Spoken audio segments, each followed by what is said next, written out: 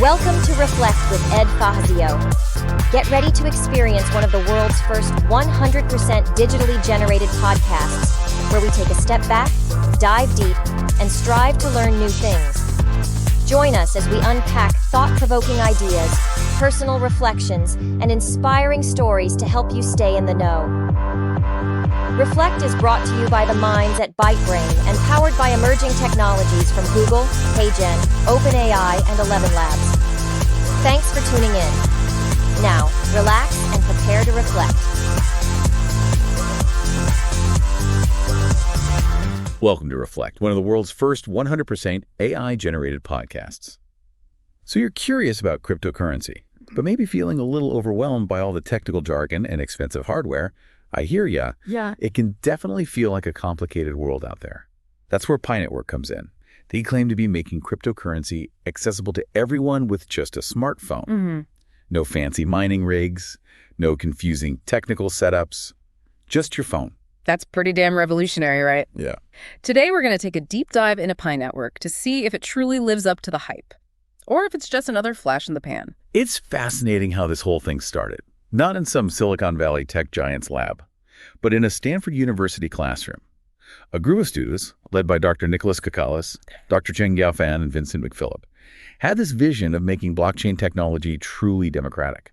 They saw how difficult and resource-intensive it was for the average person to get involved with cryptocurrency. Yeah. I mean, I tried to wrap my head around Bitcoin mining, and it's pretty intimidating. You need all this specialized equipment and technical knowledge, not exactly something you can just do on your lunch break. Exactly. And these Stanford students, they really wanted to change that. They set out to solve two key problems. First, they wanted to eliminate the high barrier to entry for most people interested in crypto mining. Second, they wanted to create a platform that would make it easier for developers to get their decentralized applications, or dApps, in front of a wider audience. They wanted to level the playing field and make crypto accessible to everyone, not just the tech elite. I can definitely get behind that. But how exactly does this whole mobile mining thing work? Is it really as easy as opening an app and tapping a button? You're pretty much spot on. Pi Network doesn't rely on the energy-intensive proof-of-work system that Bitcoin uses. Instead, they use a system called the Stellar Consensus Protocol, or SCP for short. This allows users to mine Pi coins simply by using an app on their smartphones. It's designed to be user-friendly and energy efficient. Okay, so no more giant mining farms sucking up energy and leaving a huge carbon footprint. That's definitely a plus. But let's get to the heart of the matter.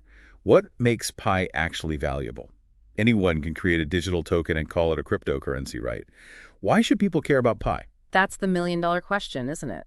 What sets Pi Network apart is its focus on real-world utility and community engagement. They're not just building a speculative asset, they're trying to create an ecosystem where Pi can be used for actual goods and services. So then, it's not just about buying low and selling high, hoping to get rich quick. Yeah.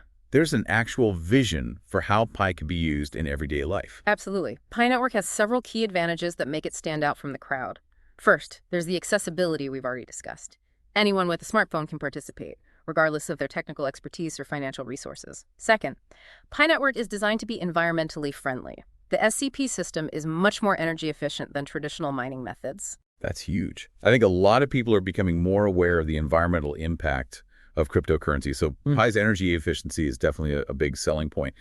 But what about these real-world use cases you mentioned? Give me some examples. What can people actually do with Pi right now? Well, for example, there have been instances of Pi being used for peer-to-peer transactions within the community. People are already buying and selling goods and services using Pi. There was even a bakery in South Korea and a resort in the Philippines that started accepting Pi as payment. No way. So there were already businesses accepting Pi. That's pretty impressive for a cryptocurrency that hasn't even officially launched yet. It is, and that's just the tip of the iceberg. The Pi Network team envisions a future where Pi can be used for micropayments, tipping content creators, facilitating cross-border transactions, and even making charitable donations. They're building a decentralized marketplace where users can connect and trade directly with each other, cutting out the middleman. Okay, now we're talking. This is starting to sound like something that could actually disrupt the way we think about money and online commerce. But here's the big question everyone wants to know. When can people actually use Pi outside of the Pi network? When will it be listed on exchanges and tradable on the open market? That's what everyone is waiting for, right? You're right. That's the big question looming over Pi Network. Currently, they're in a phase called enclosed mainnet. Think of it as a kind of testing ground where they're fine-tuning the technology and ensuring everything is ready for prime time. Like a beta version of the network. Exactly. The ultimate goal is to transition to open mainnet, where Pi can be freely traded on cryptocurrency exchanges. But before that happens, they need to ensure the platform is secure, scalable, and has a thriving ecosystem of apps and users. Got it. So enclosed mainnet is like a dress rehearsal. Yeah. And open mainnet is the big opening night. That's a great way to put it. The Pi Network team is aiming to launch Open Mainnet sometime in 2024. But there's still a lot of work to be done before then. They need to hit certain milestones, like having millions of verified users and a robust network of dApps. So there's a lot riding on this open mainnet launch. It sounds like it's a make or break time for Pi Network. But let's be real. Is this whole thing actually the future of cryptocurrency? Or is it all just too good to be true? I'm definitely intrigued. But I'm also a little skeptical. What do you think? Well, it's important to remember that the cryptocurrency world is still relatively new, and there are always risks involved. Pi Network has done a great job of building a large and enthusiastic community, and their focus on real-world utility is definitely a step in the right direction. But they still have a lot to prove. Right. The success of any cryptocurrency hinges on its adoption and use in the real world. It's not enough to just have a cool idea or a fancy white paper. Yeah. People need to actually be able to use it to buy things, Right. sell things, and conduct business. Exactly. And that's what we need to watch closely with Pi Network. Can they successfully transition from this enclosed testing phase to a fully functional open network where Pi can be easily exchanged and used for everyday transactions? It's a big challenge, for sure. But if they can pull it off, the potential impact could be huge. Imagine a world where anyone with a smartphone can participate in a global digital economy, regardless of their location or financial status. It's a tantalizing vision, isn't it? Yeah. Pi Network is essentially trying to democratize access to financial tools and opportunities that have traditionally been out of reach for many people. If they succeed, it could be a game changer. It really could. And I think that's what's so exciting about this whole story. It's not just about technology. It's about empowerment. It's about giving people more control over their own finances and connecting them to a global community. That's a great point. Pi Network has really tapped into that desire for financial inclusion and empowerment. Their community is incredibly passionate and engaged. They believe that Pi can be a force for good in the world. And that's really inspiring. But let's not forget about the potential downsides and challenges. What are some of the things that could go wrong for Pi Network? Well, as with any cryptocurrency, there are always risks associated with volatility and market fluctuations. The value of Pi could rise or fall dramatically depending on various factors, including market sentiment, regulatory changes, and competition from other cryptocurrencies. So there's no guarantee that Pi will be a good investment. It could just as easily crash and burn. That's always a possibility in the cryptocurrency world. It's a high-risk, high-reward market. Right. And it's important for people to understand those risks before they jump in. Don't invest more than you can afford to lose, and always do your own research. Absolutely. Never blindly follow the hype. It's crucial to understand the technology, the team behind the project, and the potential risks involved. And speaking of risks, what about the regulatory landscape? Governments around the world are still trying to figure out how to regulate cryptocurrencies. Could Pi Network run into problems with regulators? It's definitely a possibility. The regulatory landscape for cryptocurrencies is still evolving, and it can vary significantly from country to country.